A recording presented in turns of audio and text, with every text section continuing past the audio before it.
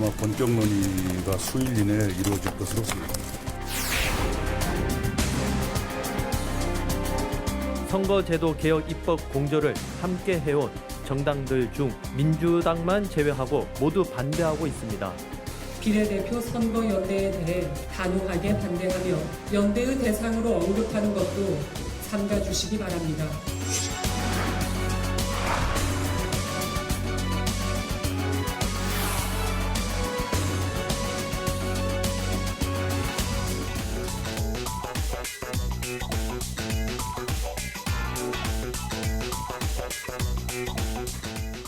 민주당이 그 비례의원을 위한 진보연합 정당에 참여할지 오늘 일단 처음으로 회의를 했고요. 공식적인 주말쯤에 결정을 한다는데 살펴보겠습니다. 오늘 나온 여론조사도 살펴볼 텐데 단연 안철수 대표의 인기가 눈에 띄게 올랐습니다. 박시영 평론가, 배승희 변호사 함께합니다. 어서 오세요. 안녕하세요. 홍준표 전 대표 이야기 부탁하겠습니다. 컷오프 됐습니다. 왜 이렇게 됐죠? 본인이 좀 오판한 것도 있죠. 고향에서 나온다. 이게 좀 명분이 없죠. 그렇지만 밑보에서 찍혔다. 그렇게 생각이 그래서 듭니다. 또 옮겼지 않습니까? 네, 양산을까지 옮겼는데 그것도 안 된다. 결국은 험지, 서울 수도권 험지 나가라. 네. 이것을 거역했기 때문에 한마디로 팽당했다 이렇게 보여지고요. 이것은 단순히 김용호 공관위원장만의 뜻은 아닌 것 같고 황교안 대표의 의중도 좀 실려 있는 게 아닌가 그런 생각이 듭니다. 잠시 후에 자세히 여쭤볼게요. 어떻게 보셨어요? 공관위 내부에서도 의견 다툼이 있었던 것 같아요. 네. 그래서 혼자 결정한 게 아니라 이 내부적인 이 다수결을 했다고 하는데요. 그만큼 이 홍준표 대표를 컷오프한다는 게 공관위에서도 굉장히 어려웠던 일이 아닌가 생각이 듭니다. 그런데 보면은 어제 이주영 국회 부의장도 컷오프가 됐고 김재경 사선 의원이죠. 그리고 김한표 이 재선 의원 모두가 사실은 컷오프가 됐거든요. 그리고 현역 의원 중에는 윤상현 의원도 있었고 이혜영 의원도 있었는데 그런 현역의 컷오프보다도 가장 충격적인 이 공관위 결정이 아니었나 생각이 듭니다. 근데 김용호 위원장의 발언이 더 의미심장해요.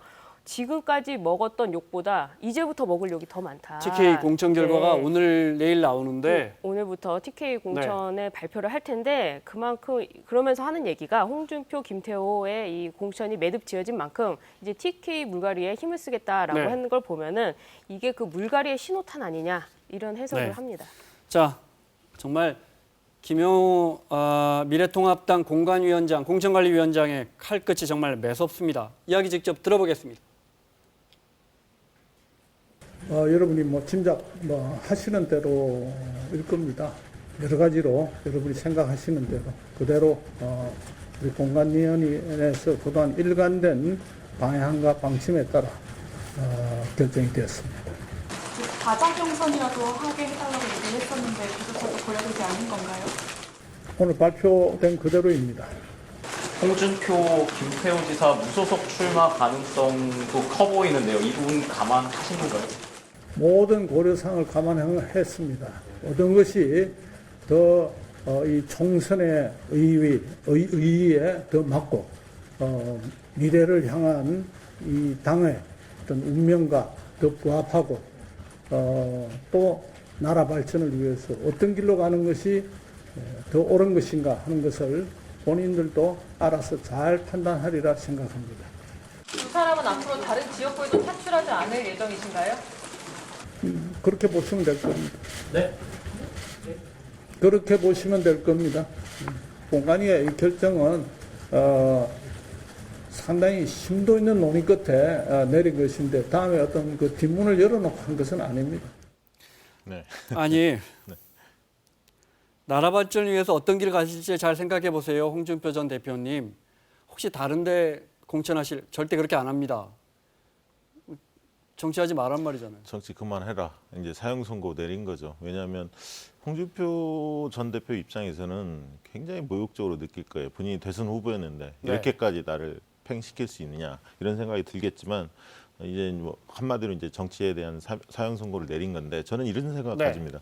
공천 혁신을 하긴 해야겠는데 누군가의 이 정책 희생양이 필요하거든요. 근데 그 동안에 이제 막말의 대명사 이런 말로 좀 불리워졌는데 결국은 보수의 비호감의 어떤 상징 인물로 홍준표 대표가 자리매김한 측면도 있습니다. 이제 그러다 보니까 불가피하게 희생양이 좀 필요했던 게 아닌가 그런 생각이 듭니다. 흔히들 말하기 좋아하는 사람들은 황교안 대표가 만약에 종로에서 지는데 경남에서 만약에 홍준표 전 대표가 이겨버리면 무소속으로 나가서 아니요. 아, 공천을 양산을 해서 받아서 양산이든 뭐 밀양에서 처음에서 네, 이겨버리면 모양새가 당 지도부는 절대 이런 상황을 그대로 놔둘 수 없다. 그래서 결국 저렇게 좀 심하게 컷오프 시킨 거 아니냐 이런 이야기들 해요. 이게 저렇게 만약에 돼서 제가 볼 때 홍준표 전 대표 스타일상 무소속으로 출마할 가능성이 높아 보이거든요. 네. 고향에서. 그래서 만약에 기사회생을 하면 오히려 약간 동정 여론 같은 것이 생길 수도 있다. 네. 제기할 수 있는 발판이 된다. 그런 생각도 듭니다. 배 변호사 의견 들어볼까요? 저는 뭐 이분에 대해서 어떻게 평가를 하는 거, 그러니까 뭐 막말이니 뭐니 이런 평가는 안 하겠습니다. 다만 이제 이 공천 탈락과 관련해서 좀 말씀을 드리면은 공관위의 표면적인 이유는 그래요. 그 6.13 지방선거의 대패 그리고 수도권 착출에 대해서 본인이 험지로 나오지 않았다. 그래서 그 원칙대로 이렇게 공천에 대해서 컷오프를 했다고 말씀을 하는데요. 네. 실질적으로 내부에서 보면 과연 그게 맞는 해석인가 하는 거를 좀 의심할 수가 있는데 그 같이 후보로 뛰어오려고 했던 김두관 지금 후보가 이런 글을 페이스북에 올렸더라고요. 이 홍준표 전 대표의 공천 탈락을 보면서 권력의 무상함을 정치가 비정함을 뼈저리게 느끼는 시간이다. 미래통합당 양산을 공천에 피비린내가 진동합니다. 혼자 살아보겠다고 뒤통수를 치는가 하면 경쟁자를 키우지 않으려고 파놓은 대권 후보의 함정과 음모가 난무했던 것 같습니다. 라고 오히려 이 김두관 후보가 홍준표 전 대표에 대해서 왜 컷오프를 당했냐. 편드는 듯한. 네, 내부 사정까지도 이렇게 적시를 했더라고요. 네. 그렇게 보면은 말씀하신 대로 홍준표 전 대표가 이 양산에서 이 김두관 후보를 꺾고 올라왔을 때 과연 당내에서 누가 위협을 볼 것이냐. 그렇게 보면 이제 황교안 대표가 있지 않습니까? 예, 그런 게 좀 맞아 떨어진 거 아니냐 하는 네. 해석을 제가 이 글에서 봤습니다. 홍 전 대표의 입장 좀 볼까요? 네. 어제 거부터 볼까요? 네. 네. 경선을 하겠다고 했는데 참 야비한 정치한다. 저게 무슨 말이냐면, 그러니까 나동현 전 시장, 양산시장을 추가 공모해서 경선하면 그러면 컷오프 안 시키겠다고 홍준표 전 대표에게 김용호 위원장이 전화해서 그랬다는 거예요. 홍 전 대표 주장은 아니 김용호 공관위원장이 전화해서 경선하면 나 안 떨어뜨린다고 해놓고 떨어뜨려 버린다. 이렇게 본인은 그렇게 주장을 하십니다. 네. 자, 이건 뭐 여기까지 이야기하고요. 과거의 악연도 좀 작용한 것 같아요. 어떤 거죠? 2008년에 네. 김용호 공관위원장이 국회의장 하지 않았습니까? 홍준표 전 대표가 당시에 원내대표였는데 네. 상당 기간 티격태격 많이 했다는 겁니다. 그런 이야기도 SNS에 좀 네, 한 것 많이 같습니다. 나오죠. 네. 그래서 김용호 전 공관위원장이 네. 찾아왔을 때 밀양 찾아왔을 때 그런 얘기들을 좀 많이 나눴던 것 같아요. 네. 그러다 보니까 만약에 무소속 출마하면 조혜진 전 의원이 또 공천을 받았거든요. 미래통합당에. 그리고 양산으로 해요? 아니죠. 저 밀양. 네, 밀양 네, 쪽에. 고향에. 네. 지금 양산을 만약에 무소속으로 나간다면 고향으로 나가요. 밀양 그럴 네. 겁니다. 양산은 밀양, 쉽지가 의령, 않고. 함안인가 그렇죠. 그렇죠. 네. 그쪽에 나오면 이제 조혜진 전 의원이 미래통합당에 네. 공천을 받았고 또 민주당에서 조성한 밀양 경찰서장을 지냈던 인물이 나서거든요. 그래서 3파전이 되면 굉장히 치열한 접전이 이루어질 것 같습니다. 알겠습니다. 뭐 3파전 무소속으로 나갈지는 잘 모르겠고 홍 전 대표가 진주의료원 폐쇄한 분은 맞죠? 네, 맞습니다. 제가 기억이 가물가물해서 알겠습니다. 여론조사 결과 보면서 박시영 대표의 설명 듣겠습니다. 단연 민주당과 미래통합당 큰 변화가 없고 눈에 띄는 건 역시 세 번째 정당으로 뛰어오는 국민의당입니다. 그렇습니다. 의사 안철수의 역할이 큰 거죠? 그렇습니다. 국민의당이 존재감이 없다가 안철수 대표의 그 의료 봉사활동 대구에서 한 사진들이 화제가 됐죠. 이제 그러면서 네. 진정성 이런 것들이 좀 전달이 된 이 것 같고요. 표대로만 보면 물론 여론조사는 늘 강조드리지만 매주 나오는 거기 때문에 그 한 주의 결과만 가지고 저희가 그렇습니다. 크게 주목할 필요는 없지만 정의당보다 높게 나왔습니다. 그렇습니다. 정의당이 요즘에 조금 주춤하고 있고요. 민생당도 네. 아직 그 창당 컨벤션 효과를 아직 다 누리고 있지 못하는데 현실적으로 코로나 정부에 선거운동하기 쉽지 않아요. 차라리 저렇게 안철수 대표처럼 봉사활동 이런 것들이 오히려 국민적인 정서, 감정을 자극하지 않나 그런 생각이 듭니다. 그리고 최대 관심사 중 하나죠. 진보 진영에서 민주당에서는 안 한다 했고 위성정당. 그랬더니 이제 진보 진영에서 기다렸다는 듯이 연합정당 만들어서 비례 전용 정당을 만들어야 한다라는 목소리가 나오고 민주당이 점점 여론이 하는 쪽으로 기울더니 오늘 처음으로 공식적으로 회의를 시작했고요. 네.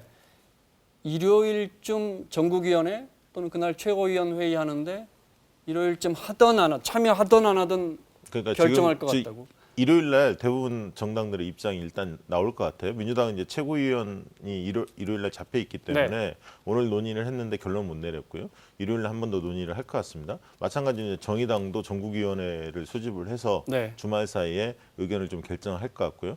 지금 우리미래당 청년들이 모여 있는 정당은 좀 연합 플랫폼 정당에 참여하겠다 이런 입장인 것 같고 녹색당은 좀 거부 의사를 표명을 했고요. 그다음에 이제 민생당 같은 게 아직 당내에서 논의는 이루어지지 않고 있는데 박지원 의원은 뭐 언론의 인터뷰에서 민주당이 기득권을 내려놓는다면 검토해볼 수도 있다 이렇게 의견을 냈기 때문에 주말 상황을 좀 지켜봐야 할 것 같습니다. 네, 제가 궁금한 게 있는데요. 지금 이 위성정당이라는 게 결국에 비례대표를 만드는 그래서 지역구 후보보다는 비례대표 의원들을 만들어내는 그런 정당. 그래서 민주당으로서는 비례대표 후보를 내기보다는 이쪽 위성정당의 비례대표를 몰아줘가지고 이렇게 하면 이게 위성정당이다. 그래서 미래한국당에 대해서 그게 아주 꼼수다 이렇게 표현을 했었는데 그러면 지금 국민의당 안철수 대표가 지역구 후보를 안 낸다고 했어요. 그리고 지금 정당이 운영되고 있는데 그럼 이거는 위성정당이라고 봐야 됩니까? 아니면은 그냥 지역 정당으로 봐야 되는 겁니까? 그 생각은 한 번도 안 해봤네요. 그래서 이 위성 정당이라고 말하는 것 자체가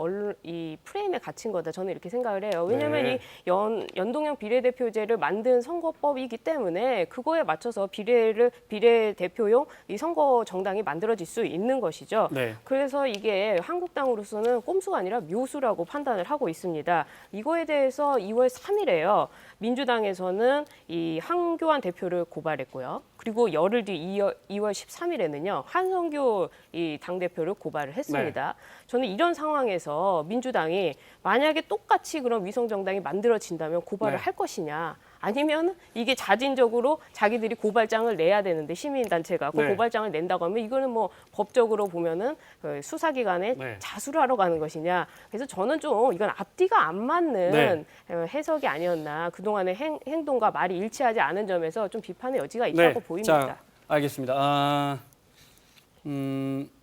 박지영 대표가 할 이야기가 많은 것 같은데 일단 비례정당들이 얼마나 득표를 받아서 비례의원들이 나올지는 정당의 지지율과 관련이 있습니다. 그래서 비례대표 정당 투표 어디를 하시겠습니까? 물어본 결과를 가지고 한번 여쭤볼게요.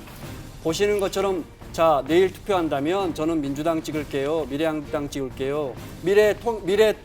통합당이 아니고 미래한국당입니다. 미래통합당은 비례정당 비례 후보를 내지 않으니까요.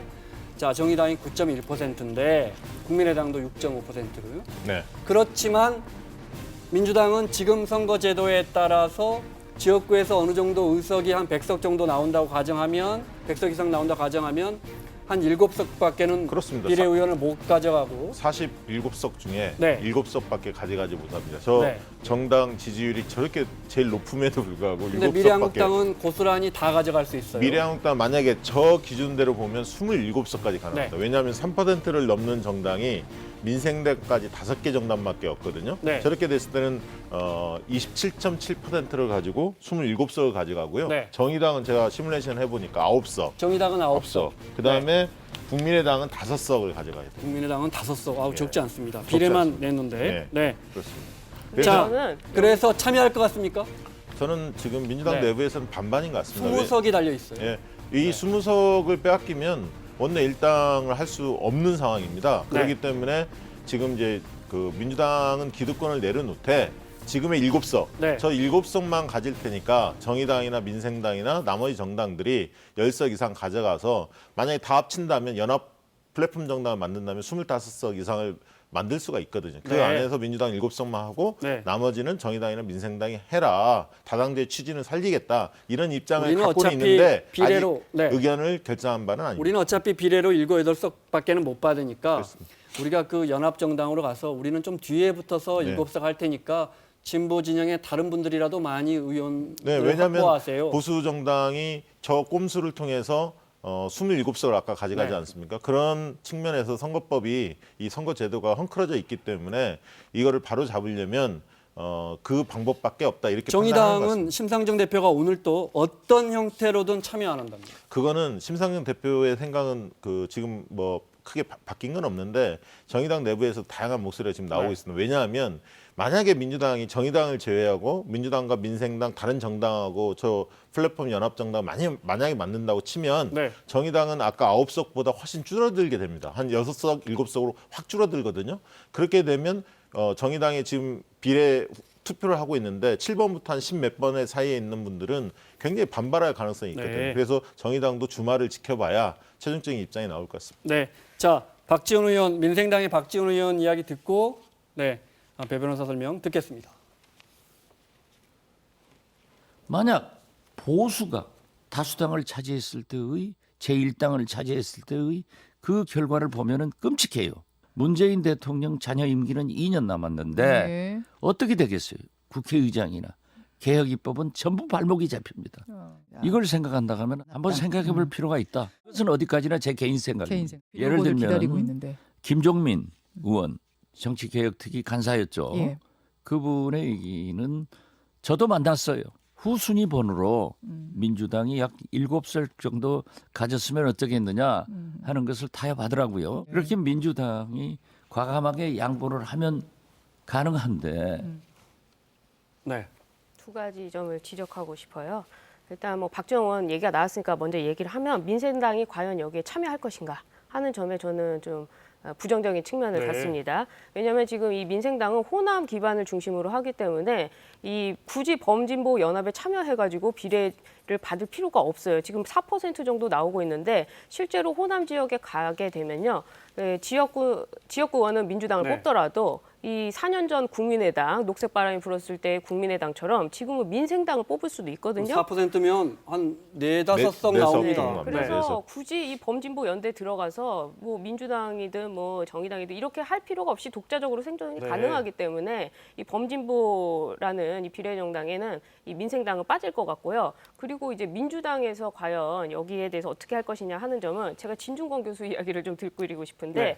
꼼수라고 아까 말씀하셨는데 그럼 꼼수에 꼼수로 대응하면 되겠느냐. 이게 진보라는 이 영역에서는 네. 꼼수가 아니라 오히려 정정당당하게 나가야 된다. 오히려 이렇게 민주당이 참여하겠다고 얘기하는 거는 민주당이 다급한 모습을 오히려 보여주는 것이다. 그래서 오히려 선거에 정정당당하게 나가라. 네. 그리고 시민연대도 마찬가지다. 민주당이 잘못 나갔을 때 준엄한 비판으로 이런 꼴이 되지 않도록 막았어야 되는데 왜 이 여당과 함께 하느냐. 이건 네. 좀 역할을 못하는 거 아니냐. 이렇게 아주 날석에 비판을 했더라고요. 그래서 저는 뭐 민주당에서 현실과 이 명분 사이에서 이 실리를 택한다면 욕할 수는 없겠지만 그런 내부적인 비판도 상당히 있을 수 있다. 있을 수 이렇게 있어요. 봅니다. 자, 있을 수 자, 있지만 그래픽 현실적 보면서 선택을 할 네. 가능성도 높습니다. 그래픽 한번 보여주실래요? 네, 저희가 그려봤어요. 아주 간단하게 만약에 이제 그 비례정당이 연합정당이 만들어진다면 1번부터 정의당은 지금 9석 정도 나오니까 정의당은 1번부터 9번까지를 먼저 주는 거고 그 뒤에를 이제 민주당이나 민생당이나 뭐 중간에 뭐 한두 명 뭐 녹색당을 넣을 수도 있는 거고 이렇게 할 테니까 그러면 이제 진보 진영 지지하시는 분들은 민주당 찍지 말고 전부 다 여기 몰아서 투표해 주세요. 이런 식의 합의가 이루어질 수도 있다. 그렇습니다. 네. 자, 여기까지만 보고요. 네. 시간이 없어서 총선 대진표 좀 보겠습니다. 어디 먼저 볼까요? 준비된 데 있으면 올려주실래요? 네. 준비된 데 먼저 보겠습니다. 네. 준비된 곳이 아직 한 곳도 없군요. 네. 이혜훈 의원이 컷오프 됐어요. 서초 갑이었던가 은인가? 갑입니다. 갑. 저 예. 동대문 을로 예. 네. 본인이 원한 거예요? 뭐 내부적인 어쨌든 가기로 했어요. 사정은 네. 네, 구체적으로 말씀을 드릴 수가 없는데 네. 본인이 원한 거는 맞는 것 같아요. 근데 저는 이 이혜훈 의원한테 드리고 싶은 말씀이 있는데 이 현역에서 컷오프를 당했으면요 최소한 그 해는 쉬어야 되는 겁니다. 지금 그 컷오프라는 거는 그 의원한테는 공천을 주지 말라는 것이고 최소한 이번에는 국회의원으로서 네. 자격을 주어지지 않겠다는 이 공당의 뜻이 담겨 있는 건데 그 현역 컷오프를 당했는데 다른 지역에 가서 경선을 참여해서 다시 올라온다? 그럼 그 정당에서 컷오프한 그 명분이 뭐가 되겠습니까? 네. 게다가 제가 이 당을 떠나서 말씀을 드리면 그 지역에 있는 지역 고민을 생각해 보세요. 그럼 서초에서 안 되면 동대문에 와서 당선돼도 되느냐 이런 비판이 있을 수 있기 때문에 이혜영 의원이 아무리 그 욕심이 있다 하더라도 최소한의 이 컷오프에 대한 의미를 좀 되새겼으면 좋겠다 생각이 어쨌든 듭니다. 이건 당에서 공관위에서 결정한 겁니다. 동대문으로 가기로 한 건. 네, 경선 붙이겠다는 건데 거기서 예. 민주당이 그래서 혹시 동대문을에 민병두 의원이 컷오프돼서 나오는 말이 김남국 변호사 보내는 거 아니냐. 저는 그렇게 보지는 않고요. 거기를 이제 청년 우선 전략지구를 네. 선정했는데 거기에 지금 장경태 민주당의 네. 청년위원장이 뛰고 있습니다. 네. 그래서 이제 아마 한 그 응모를 받을 것 같고요. 한 2-3명 정도가 네. 신청을 해서 청년들이 뛸 것 같은데 물론 이제 민병두 의원은 재심을 신청을 했습니다. 재심 결과는 네. 나와봐야겠습니다만 그간에 이제 미투 파문이 있지 않았습니까? 그러다 보니까 이제 민주당은 이런 부분에 대한 연루됐던 분들에 대해서는 좀 단호한 입장을 좀 네. 취하는 것 같아요. 그래서 재심 결과에서 받아들일 가능성이 별로 커 보이지는 않고요. 네. 금주 한 일요일쯤에 최종적으로 청년 우선 전략지구로 네. 선정한 그 참여했던 몇몇 후보군들의 윤곽이 드러나지 않을까 싶습니다. 유영하 변호사는 그러니까 박근혜 전 대통령 지금 변호하고 있는 유영하 변호사는 미래한국당 비례 공천을 이제 비례정당이니까 그 신청했더라고요. 될까요? 높은 내가 어떻게 아까 말씀을 드려야 될지 27석이었나요? 모르겠는데. 27번 안에 들까요? 아이 그 정도는 지금 해줘야겠죠. 뭐 비례정당에 네. 신청한 신청자가 어마어마하다고 아니, 근데 얘기가 박근혜 전 들리는데요. 대통령을 어떻게 보면 대리하고 있는 예. 사람이다. 근데 그 박근혜 전 대통령을 변호인으로서 대리하는 것과 그다음에 이제 본인이 역할을 한 건 많죠. 네. 뭐 박근혜 전 대통령을 유일하게 만날 수 있는 사람 아니겠습니까? 그러한 것과 또 국민의 대표로서 비례대표를 받는 거는 전혀 다른 차원의 네. 문제라고 생각이 듭니다. 그래서 저는 노력한 부분은 있지만 옥중서신을 들고 읽었을 때는 네. 그 내용이 박근혜라는 이름을 가지고 자기 정치하지 말라는 거였거든요. 근데 그런 것과는 조금 배치되는 네. 이런 행보가 아니었나 생각이 듭니다. 너무 좀 웃겼어요, 사실은. 그 다음 날 바로 미래통합당의 미래 네. 한국당이죠. 그 편지의 최고 수혜자는 유영하 변호사. 유용하다. 근데 너무 뻔히 보이잖아요. 그래서 미래 한국당에서도 굉장히 고민스러울 것 같아. 네. 이 부분을 어떻게 처리할지. 하나 더 볼까요? 마포갑 준비되어 있습니까? 네, 세 번째 리턴 매치. 자, 세 번째 붙습니다. 저 기자끼리 맞대결을 네. 3번 합니다. 전 기자 출신. 그렇습니다. MBC 기자이고요. 그다음에 또 저 한국일보 기자 네. 출신이죠. 경향신문도 했었고. 노웅래 의원은 고 노승환 의원의 아들 네. 부청장을 네. 했죠. 노승환 의원의 아들이고. 근데 이제 세 번째 붙는데 강승규 후보가 지난번에 좀 그 고배를 마셨죠. 네. 예, 고배를 마셨는데 무소속으로 나와서 지난번에는 굉장히 고전을 네. 했습니다.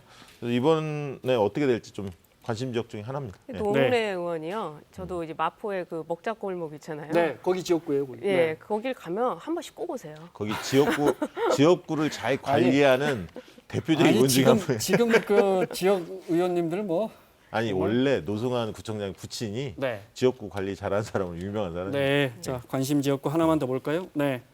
어디입니까? 사상. 네. 참 배재정 의원 기자 출신, 부산일보 기자 출신이고요. 네. 19대 때 비례로 와서 20대 때 아슬아슬하게 장제원 의원한테 졌죠. 그렇습니다. 1.6%포인트 차로 졌는데요. 네. 당시에 또 손수조 후보가 또 나섰죠. 네. 그런데도 불구하고 장제원 후보가 당시에 무소속으로 나왔는데 당선이 됐습니다. 근데 이제 장제원 의원이 굉장히 이제 그 흔히 말하는 언변이 화려한데 네. 이제 아들 문제가 하나 있죠. 지난번에 불미스러운 사건에 연루가 됐는데 네. 이 문제에 대해 과연 주민들이 어떻게 판단할지도 좀 지켜봐야 할 것 같습니다. 제가 그 말씀드리고 싶은 거는 아들 문제는 이게 좀 차원이 다른 게요.